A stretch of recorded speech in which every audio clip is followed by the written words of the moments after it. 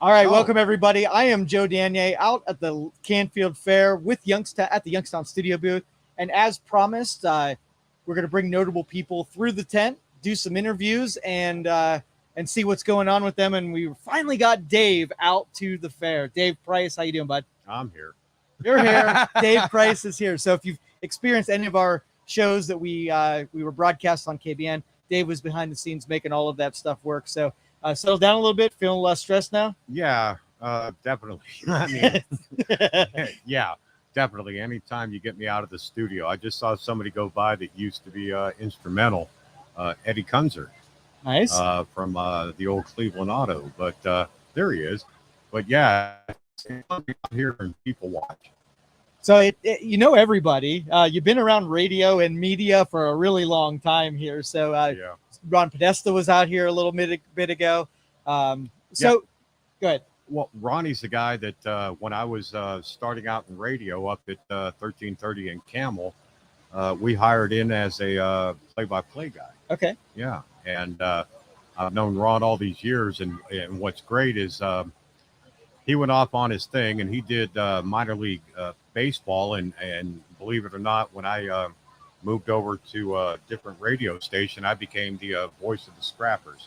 So Ron and I have stayed in touch forever, and I mean, you want to talk about somebody with a personality?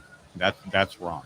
Interesting. Yeah. So do you miss doing sports play by play or color or anything like It's that? like a 50-50. Okay. At one time, I know that people call me the most recognized voice in the valley, For sure. but at the other end of it, I don't miss the travel. I've done multiple games, multiple teams, from college to pro to high school, and the travel aspect, especially when you're with the college or the Mahoning Valley Scrappers. You know, you're going all over the country, and it's something I kind of miss, but I don't. You're You good know, at it though. I mean, and to be in your wheelhouse where that's your sweet spot. Like, yeah. It's something that for some reason when I first got into this back in the 1980s, I picked up like the back of my hand. And one of our guys went down with a illness, and they called me up one day. I was only a part-time guy working overnight on the weekend, and they said, "Do you want to try to do this?" And I did it. And the last game I did was in 2007, and I can still remember it was the Sharon girls against the Gerard PA girls. Excuse me. When I was working with the station over at WPIC over in Sharon. But it's been a long gap. I do miss it, and I know I can pick it up again.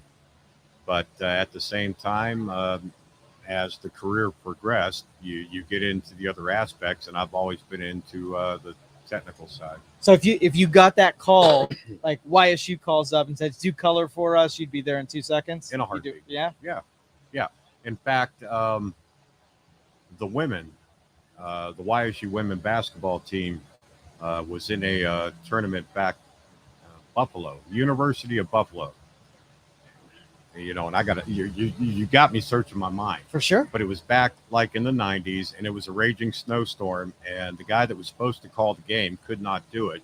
They called me up. You know, he couldn't make the trip. They called me up, and I can remember driving up Route 11 all the way to 90 to Buffalo, and calling the game. And at the end of the tournament, it was the first time the YSU women basketball team actually went to the NCAA tournament. And it's experiences like that, the people I met along the way, that kind of would make you say, like, yeah, I want to do that again. But at the same time, again, you know, over the years, I miss it, but I don't. I miss it, but I don't. Yeah. Your second passion would be Idora Park. Oh God. Yeah, here we go. So we were doing some reminiscing about, visiting as kids and whatever. And it comes up on my Facebook feed pretty regularly Yeah. about people, going back and remember it. We were talking yesterday about I was explained to Ryan that all the trash cans used to have this topper on. They used to vacuum trash Yeah. into it. And he was wondering, like, why would you do that? What was the deal? So you remember those things? Yeah, I can remember they had them throughout the park. And I mean, if you had a drink or something, you were done, you just put it right up to the, Leo the lion or Porky Pig, and it would just suck it in. you know as well as I do, Jim Amy of the Idora Park Experience. He recreated one of those, but there's also still one down at Kennywood. Um, I know they took the one ride out for a bit and brought it back, the Kennywood Kangaroo, which is kind of what they call a flying coaster. It goes around, goes up over a hill. But that's the only known one I know lately. But yeah, they had those, and Idora, you don't have enough time. I mean, I've met a lot of people. It was my first job. Believe it or not, yes, I know I was a chipmunk. Back in the 80s, they had these three characters known as Idorables, and my grandfather uh, knew one of the owners of the park, and I was only 14 at the time, but they just they were trying to figure out something that could take up my time over the summer and something I really wanted to do, which was actually, believe it or not, work at Idora, and they put me in a chipmunk costume. And we would have to go out every 30 minutes to walk around the park with an escort. People pulled at your tail. They tried to get you to talk, but you were not allowed to talk. And, the memories from that year still to this day, over probably the past close to 30 years now, I've researched the park, and I became good with Rick Shale and Charles Jacques Jr., who wrote the Last Ride of Summer. Both have passed away. And I was joking with Bill Lawson from down at the Mahoning Valley Historical Society. I'm pretty much the last one left that has researched this park.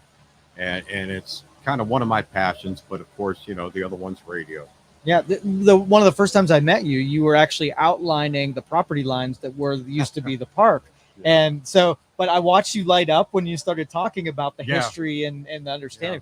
Yeah. You go ahead.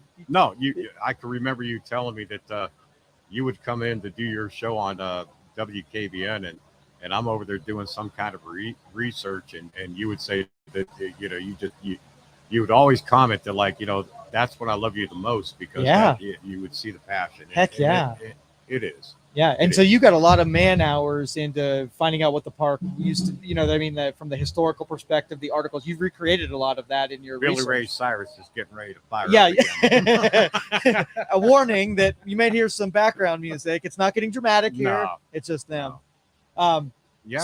So yeah, I mean, did you also, the third passion would be, I would consider the vintage video games too. You recreated the park in one of those vintage video games, right? Two of them. Actually, two of them. Roller Coaster Tycoon 2 and Roller Coaster Tycoon 3.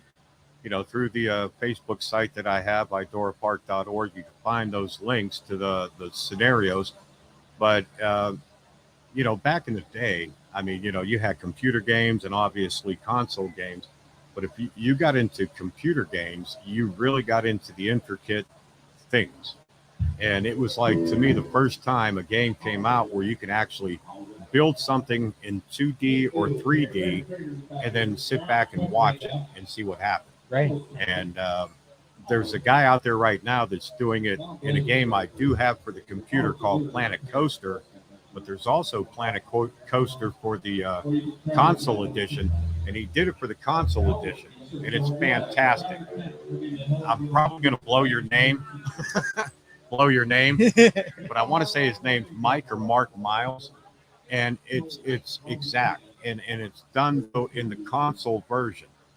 And he picked my brain for a little bit and looked at some of the things I did with Roller Coaster Tycoon 2 and 3.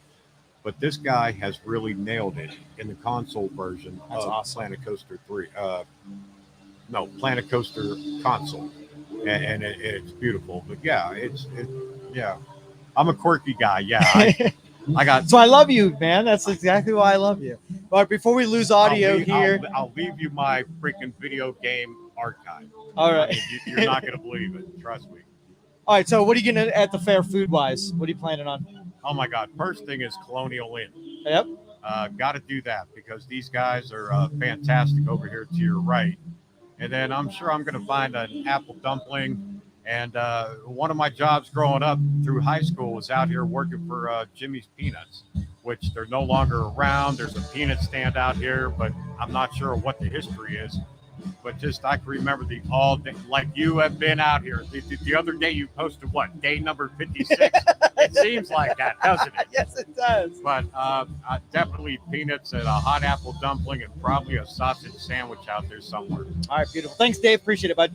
Always.